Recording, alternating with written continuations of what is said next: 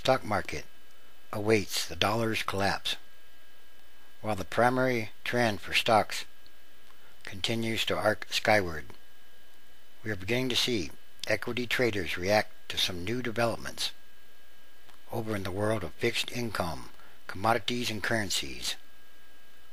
This has made for some choppy trading lately. Much of the catalyst for the recent gains in equities has been the depreciation of the US dollar.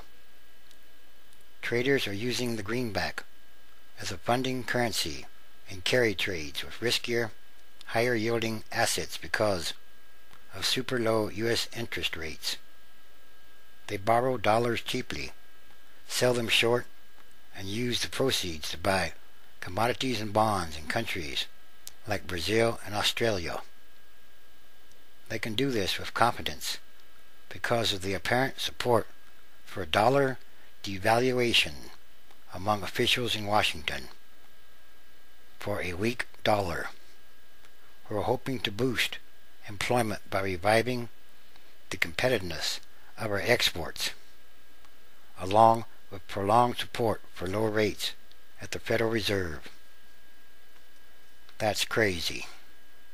So, the weaker the dollar, the more the stock market goes up? That's insanity. Devaluing the dollar and printing more money. With so much leverage at work in the carry trade, investors are very sensitive to unfavorable position movements. So, whenever the US dollar rises, stocks fall. Bonds fall, gold falls, and the yen sinks, causing carry traders to cringe in agony.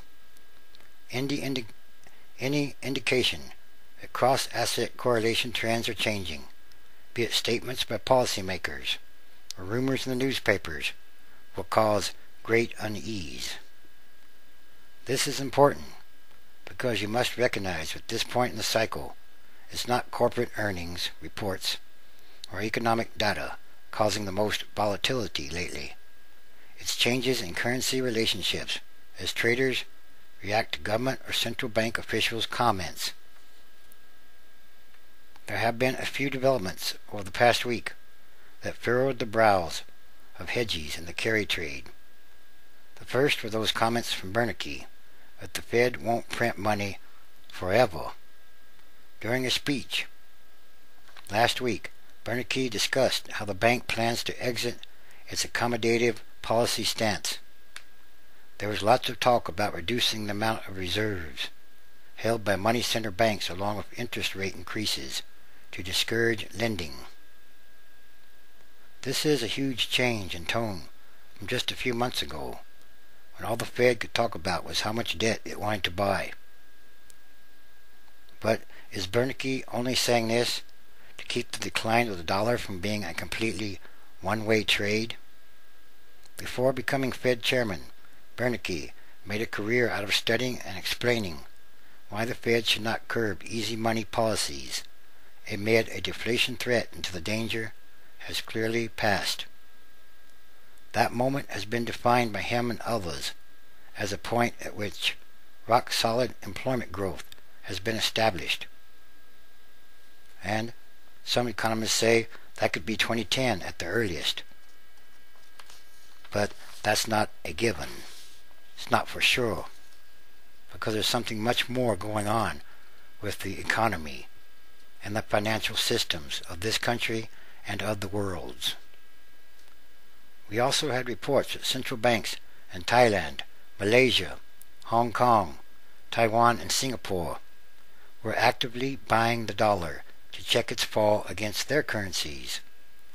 The idea is that their exporters can't handle such a dramatic drop in profitability and competitiveness.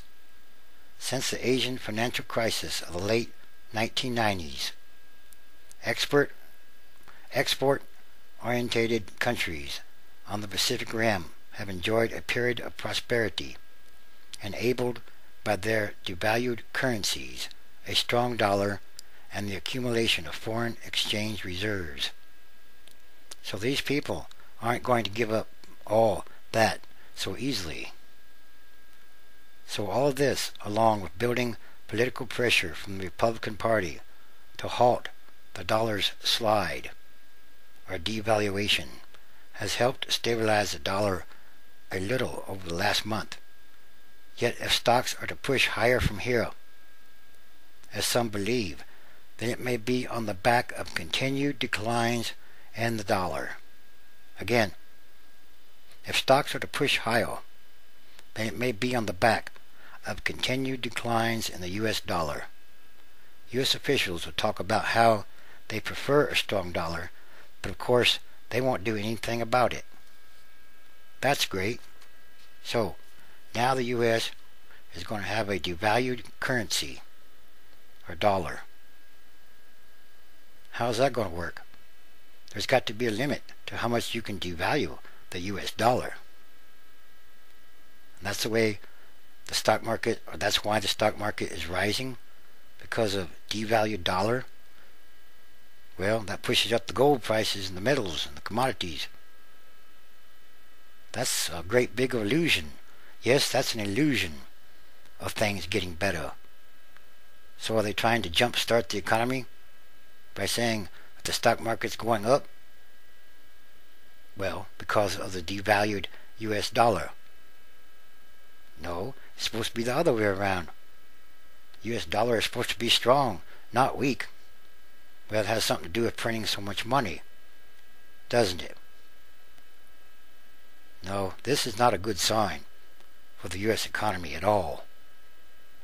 Trying to fake an economic recovery is not going to work. Trying to trick the people into believing that things are getting better when they're not really getting better at all. Because there are limits to how much you can devalue the currency. No, that's not the right way to do it. And again, there's something much more going on here. And these are more signs of the end times transition days.